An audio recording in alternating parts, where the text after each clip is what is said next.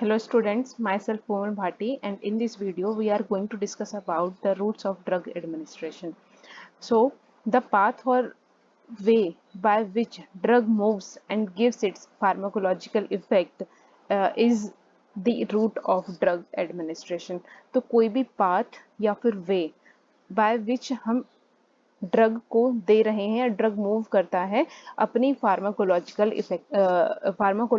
Activity show करने के लिए. सो selection of a route depends on various parameters of the drug, like physical chemical properties of the drug, site of desired action, rate and extension of absorption of drug, metabolism of drug, rapidity of response, and condition of the patient. So if we discuss about the first parameter of drug parameter, तो first parameter is physical chemical properties of the drug. तो depending on the property of the drug की उसकी physical property कैसी है, drug की उसकी chemical property कैसी है, वो ड्रग डिसाइड करता है कि उस ड्रग को किस रूट से देना सुटेबल रहेगा ताकि हमें डिजायरेबल रिस्पॉन्स मिल सके बॉडी में. तो ड्रग हमारा सॉलिड फॉर्म में है, लिक्विड फॉर्म में, गैसियस है, उसकी सॉलेबिलिटी कितनी है, उसका पीएच कितना है, ये सारी चीज़ें डिसाइड करती हैं कि उसका रूट क्या रहेगा. Second parameter is site of desired action.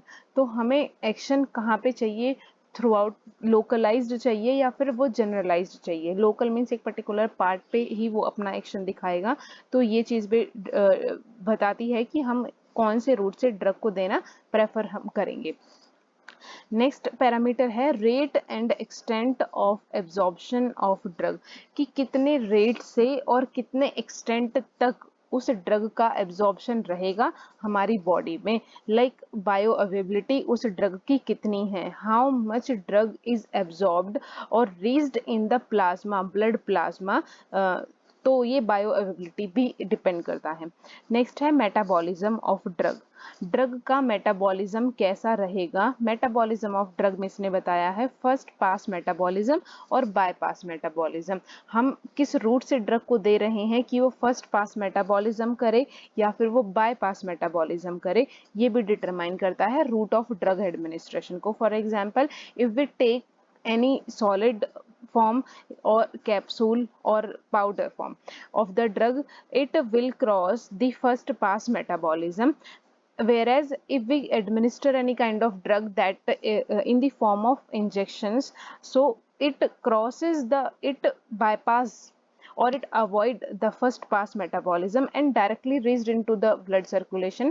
That's why the time of pharmacological effect or the therapeutic response is less in when we administer drug in the form of injections.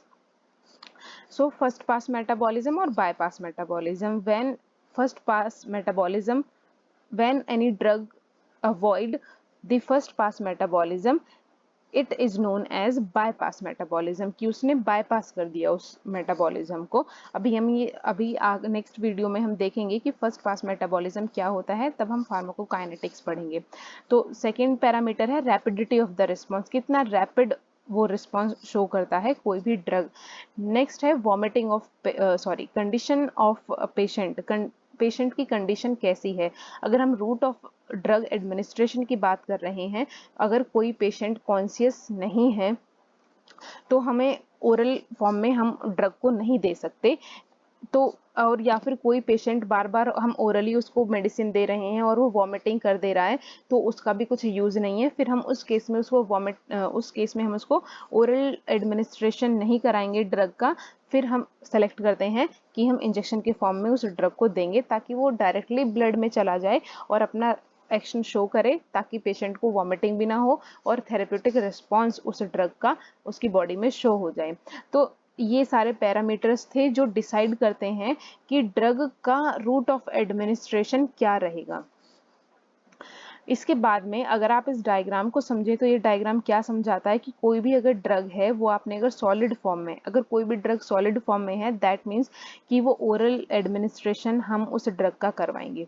Oral administration होने के बाद में उस drug का क्या हुआ, it reaches into the stomach. तो stomach में पहुंचने के बाद में वो ड्रग क्या करती है, वो डिसइंटीग्रेट होना उसमें स्टार्ट हो जाता है। डिसइंटीग्रेट का मतलब होता है उस ड्रग का ब्रेकडाउन होना into the small particles in the stomach, is known as disintegration.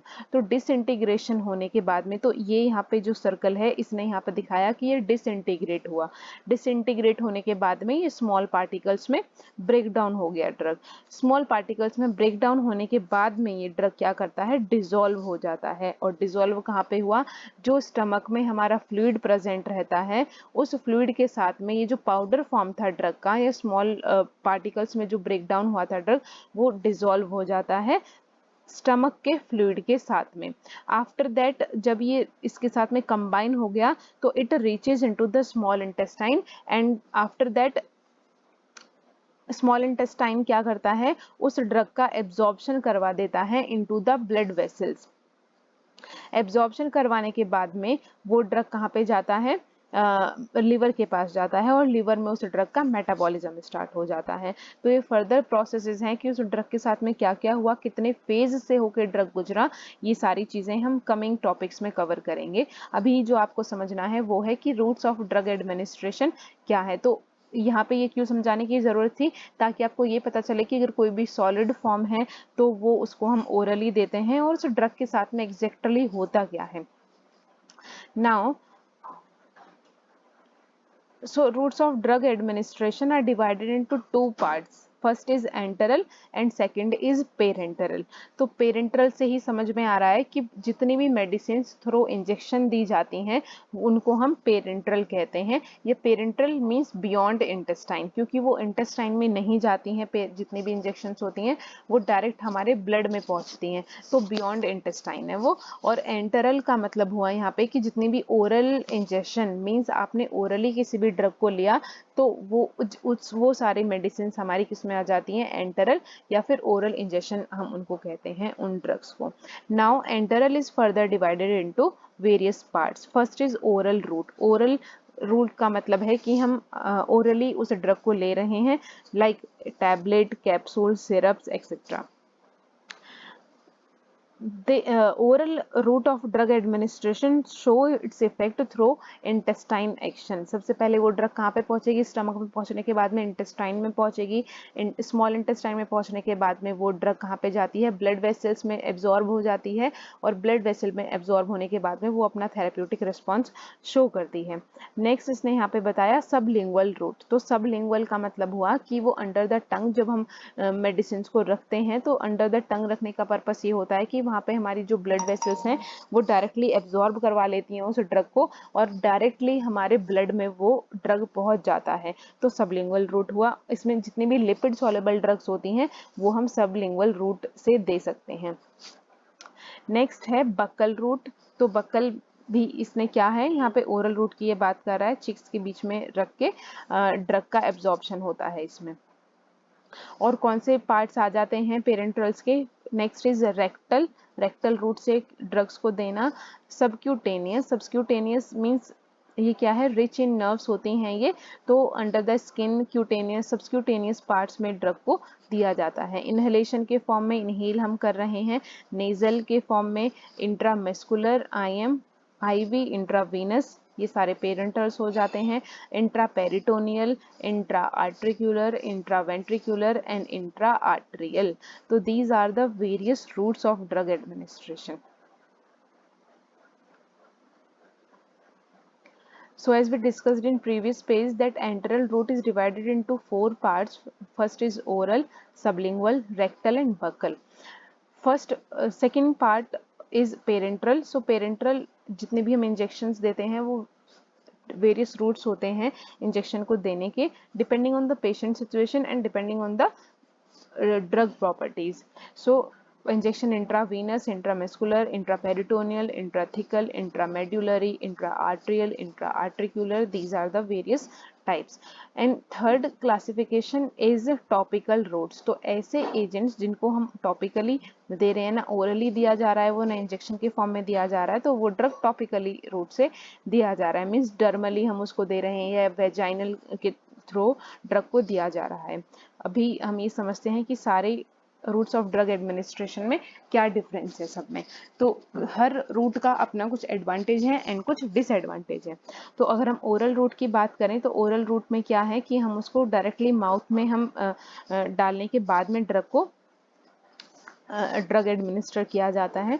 इसका एडवांटेज क्या है कि ये सेफ होते हैं, कोई भी आसानी से इन दवाइयों को ले सकता है, कन्वीनियंट है, पेनलेस है, किसी भी तरीके का पेन नहीं होता है, एंड इकोनॉमिक है, इजीली अवेलेबल भी होते हैं और इकोनॉमिक भी होते हैं। मींस रीजनेबल रेट पे हमें जितनी भी टैबुलर कैप्सूल्स फॉर्म होती हैं ये इजीली अवेलेबल हमें हो जाती हैं। Now if we talk about the disadvantage of this drug administration, route of drug administration, तो disadvantage is slower onset of action. इसका जो ऑनसेट ऑफ एक्शन होता है, अपना असर दिखाने का जो टाइम होता है वो स्लो होता है। क्यों स्लो होता है? क्योंकि ये डायरेक्ट ब्लड में नहीं पहुंचता, पहले ये स्टमक में पहुंचेगा, फिर ये इंटेस्टाइन में पहुंचेगा, फिर उसके बाद में ये ब्लड वेसल्स में जाता है। तो वेरियस स्टेप्स से ये गुजरा, इसीलिए इसका स्लोअर ऑनसेट ऑफ एक्शन होता है। नेक्स्ट, इसीलिए इसका अब स्लो ऑनसेट ऑफ एक्शन है और इसने इतने सारे स्टेप्स को क्रॉस किया, इसीलिए इसका एब्जॉर्प्शन भी स्लो होता है and does not absorbed by GIT. तो कुछ ड्रग्स ऐसे हैं जो कि डायरेक्टली एब्जॉर्ब नहीं होते हैं जीआईटी में, for example penicillin, insulin etcetera. Next ये बताता है disadvantage irritation to gastric mucosa. तो कुछ ड्रग्स ऐसे होते हैं कि जब हम उनको ओरली एडमिनिस्टर करते हैं तो वो गैस्ट्रिक म्यूकोसा में इरिटेशन कॉज करवा देते हैं, तो पेशेंट उनको नहीं ले सकता ड्रग्स को ओरली। लास्ट पॉइंट है डिसएडवांटेज कि too slow for emergencies. Emergency के केस में हम ओरल रूट को प्रेफर नहीं कर सकते क्योंकि हमें with in shorter duration of time maximum response चाहिए, जो कि हमारा oral route of drug administration नहीं दिखा सकता। सो कौन कौन से ऐसे एग्जांपल्स हैं दवाइयों के, मींस मेडिसिन फॉर्म जो कि हम ओरली देते हैं, like tablet, capsule, liquid, solution, suspension, syrup, these are the oral medications.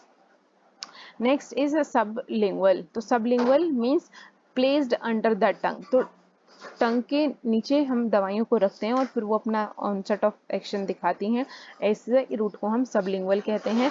ये रैपिडली एब्जॉर्ब हो जाती हैं by the sublingual mucosa. Advantages are economical होते हैं, क्विक टर्मिनेशन, फर्स्ट पास को ये अवॉइड कर देते हैं, फर्स्ट पास मेटाबॉलिज्म को, और क्विक एब्जॉर्प्शन ये दिखाती हैं।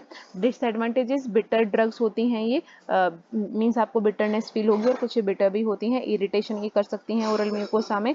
लार्ज क्वांटिटीज में हम इन दवाइयों को थ्रू सबलिंगुअल रूट हम नहीं दे सकते।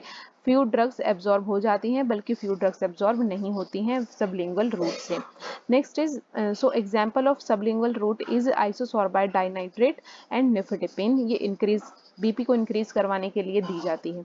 सो next route is buccal route. तो बक्कल रूट में क्या है, under these doses forms are placed between gums और inner lining of the cheek. तो जैसे मैंने आपको पहले वाले पेज में बताया था कि चिक्स के बीच में इन दवाइयों को रखा जाता है, जिन दवाइयों को, उनको हम बक्कल रूट से कहते हैं, और ये बक्कल म्यूकोसा की हेल्प से एब्जॉर्ब हो जाती हैं हमारी बॉडी में।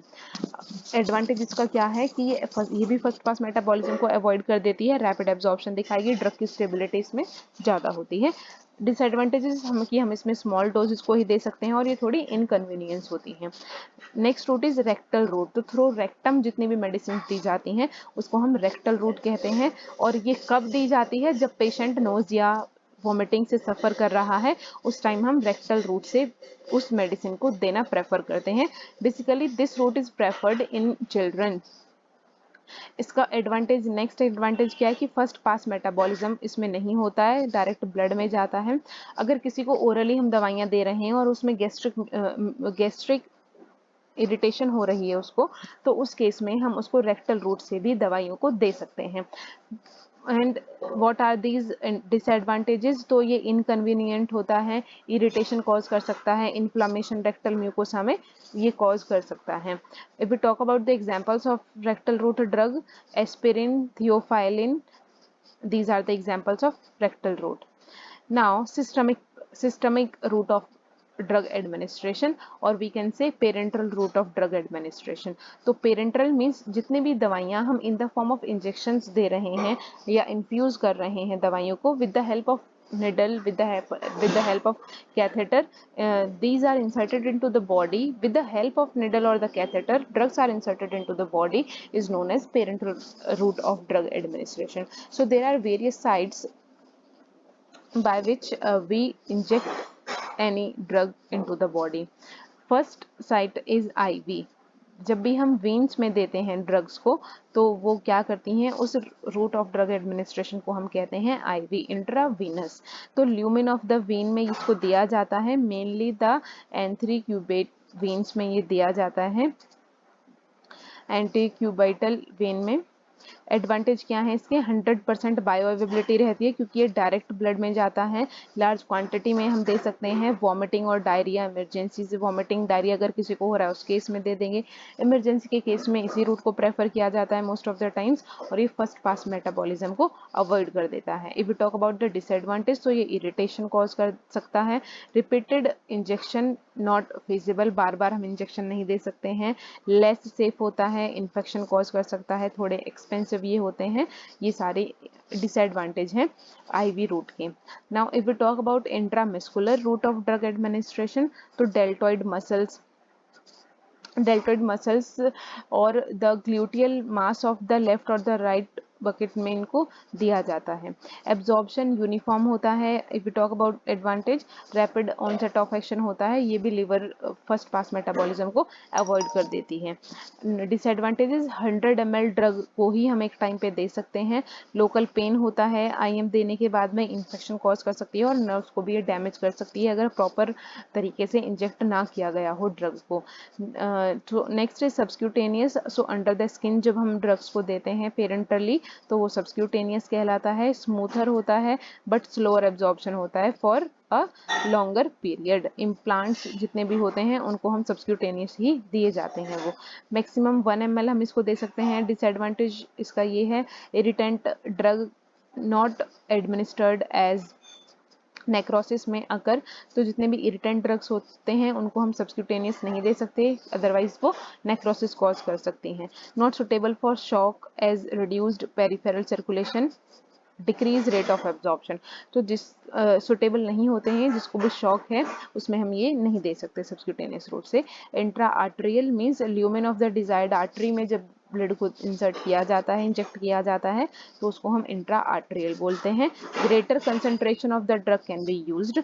And if you talk about the disadvantage, ये ग्रेट एक्सपर्टाइज इसमें रिक्वायरमेंट होती है और एसेप्टिक कंडीशन इसमें मेंटेन करना बहुत ज़रूरी होता है. Means intra-articular means injection directly into the joint space. तो जॉइंट के स्पेस के बीच में जब इंजेक्शन को दिया जाता है वो इंट्रा आर्टिकुलर कहलाता है. और इसमें एडवांटेज क्या है, इंश्योर करता है ये high concentration of drug in localised area. If we talk about disadvantage, so strict aseptic conditions are required of the needle in intra-articular. Repeated concentration of the drug in joint में damage the joint और painful procedure ये होता है. Now if we talk about IP, तो intraperitoneal space में जब हम drug को देते हैं पेरिटोनियल साइट पे, एडवांटेज रैपिड एब्जॉर्प्शन ये दिखाएगा due to the large surface area. Disadvantages, painful होता है, रिस्की होता है due to the chances of infection in peritoneal cavity. Last is intrathecal. तो इंट्राथिकल या फिर इंट्रास्पाइनल. तो इंट्रास्पाइनल से आपको समझ में आ रहा है कि स्पाइनल कॉर्ड में जब हम इंजेक्शन को दे रहे हैं, मींस ड्रग को दे रहे हैं बाय इंजेक्शन, तो दैट इज नोन एज इंट्रास्पाइनल और intrathecal. It is administered during spinal anaesthesia और ड्यूरिंग सर्जरी. डिसएडवांटेजेस कि ये पेनफुल होता है, स्ट्रिक्ट एसेप्टिक प्रिकॉशंस इसमें लेने पड़ते हैं. और लास्ट इज इंट्राडर्मल. तो intradermal means into the layer of the skin arising a bleb. Example BCG vaccine जो होती है वो इंट्राडर्मल दी जाती है. In case of smallpox vaccine ये सब इंट्राडर्मल दी जाती हैं. Small quantity can be administered, small quantity ही हम इसमें एडमिनिस्टर कर सकते हैं और ये एक पेनफुल प्रोसीजर होता है. So it was all about the various routes of drug administration. अगर इस डायग्राम की हम बात करें तो इसमें various routes of drug administration को समझाया गया है. तो कैसे, अगर हम यहाँ से बात करें तो intranasal spray, nasal spray, nose nasal cavity से ड्रग जब पहुँचता है बॉडी में तो that is known as intranasal route. या फिर स्प्रे की बेसिकली वो स्प्रे यूज किए जाते हैं, इसलिए इसने यहाँ पे इंट्रानेजल स्प्रे मेंशन किया है. सबलिंगुअल टैबलेट कौन सी है, अंडर द टंग इसने यहाँ पे टैबलेट को रखा है, इसलिए ये सबलिंगुअल टैबलेट या सबलिंगुअल रूट भी आप इसको समझ सकते हैं। उसके बाद में ट्रांसडर्मल पैचेस की इसने बात की है, तो पैचेस को इम्प्लांट किया जाता है means for some duration of time depending on the condition of the patient, patches को इंसर्ट किया जाता है बॉडी में, तो ट्रांसडर्मल पैचेस। इंट्रामस्कुलर, ये मसल्स यहाँ पे इसने इंडिकेट किए हैं और मसल्स में ये इंजेक्ट कर रहा है इंजेक्शन को, तो दैट इज इंट्रामस्कुलर इंजेक्शन। जब हम डायरेक्टली वीन्स में ड्रग को दे रहे हैं, ये वीन्स यहाँ पे इसने इंडिकेट किया और वीन्स में ये ड्रग को दे रहा है, तो इंट्रावीनस इंजेक्शन ये कहलाया आपका। नेक्स्ट है लिवर, इसने यहाँ पे दिखाया। अब जब ये ब्लड है, ब्लड में उस ड्रग का एब्जॉर्प्शन होकर थ्रू आउट द बॉडी वो सर्कुलेट करता है, तो लिवर, वो जो ड्रग है वो कहाँ पे भी जाएगा, फर्स्ट पास मेटाबॉलिज्म वो लिवर में करवाएगा। जो स्टमक में जाने के बाद में ओरल टैबलेट था, उसके बाद में उसका डिसइंटीग्रेशन हुआ, डिसइंटीग्रेशन होने के बाद में first pass metabolism in the intestinal wall, कुछ पोर्शन ड्रग का मेटाबॉलाइज हो जाता है इन द इंटेस्टाइनल वॉल, और जो वेरियस होता है वो रेक्टल रूट से निकल जाता है, जितने भी मेटाबोलाइट्स होते हैं। सपोजिटरीज इसने देखा है, जितने भी सपोजिटरीज होती हैं वो रेक्टल रूट से दी जाती हैं, और -50% subjected to first pass metabolism. So this is the overall diagrammatic representation of various kinds of routes drug administration.